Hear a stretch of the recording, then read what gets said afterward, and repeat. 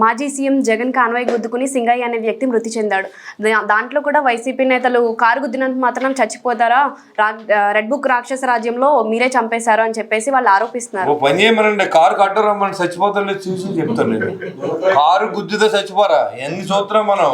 ఆ వైసీపీ నేతలు అడిగిన వాళ్ళు చెప్తున్నాను, ఎవరైనా కారు కట్టవచ్చి అలా సింగయ్యలాగా తలకాయ పీకి మీదకి ఎక్కిచ్చేసిన తర్వాత మనం మాట్లాడుకుందాం. వాళ్ళు మొదటి నుంచి కూడా మనస్సాక్షితో చంపుతారు.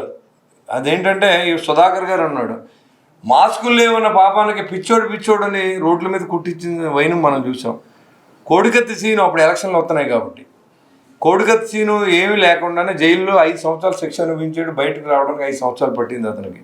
సొంత బాబాయ్ చచ్చిపోతే గొడ్డలతో నరిగితే గుండెపోటు అన్న వ్యక్తి అతను ప్రాణానికి విలువ తెలియని వ్యక్తి గురించి మనం మాట్లాడుకుంటాం. సంవత్సరం అవగానే అతను 5 సంవత్సరాలు 10 సంవత్సరాలు చేసిన దోపిడీ మర్చిపోతుంది, ప్రజలు మర్చిపోతారని రోడ్డు ఎక్కుతున్నాడు సిగ్గు లేకుండా జగన్మోహన్ రెడ్డి. అతని గురించి మనం ఎంత తక్కువ మాట్లాడుకుంటే అంత మంచిది. అతను ఇంటికి పంపించారు, కూటమి ప్రభుత్వాన్ని గెలిపించారు.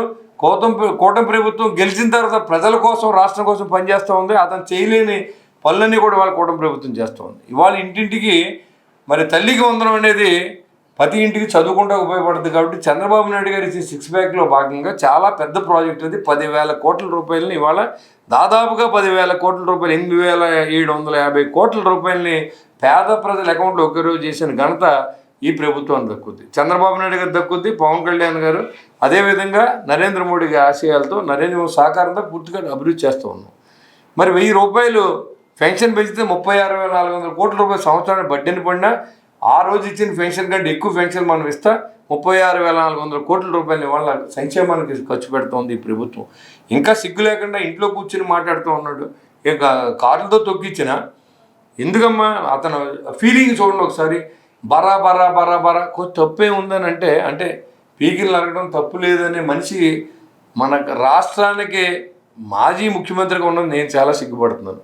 ఎవరైనా అలాంటి డైలాగులు మాట్లాడినప్పుడు కొంచెం ఆలోచించి క్రూరత్వం చూడండి అతని మనసులో. మీరు టీవీ పెట్టి చూడండి.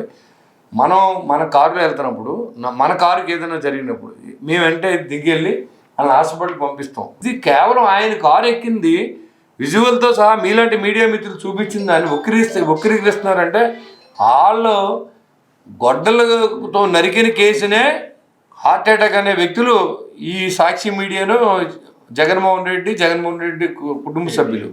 కాబట్టి అది పెద్దగా మనం దాని గురించి నేను పెద్ద మాట్లాడదలుచుకోలేదు.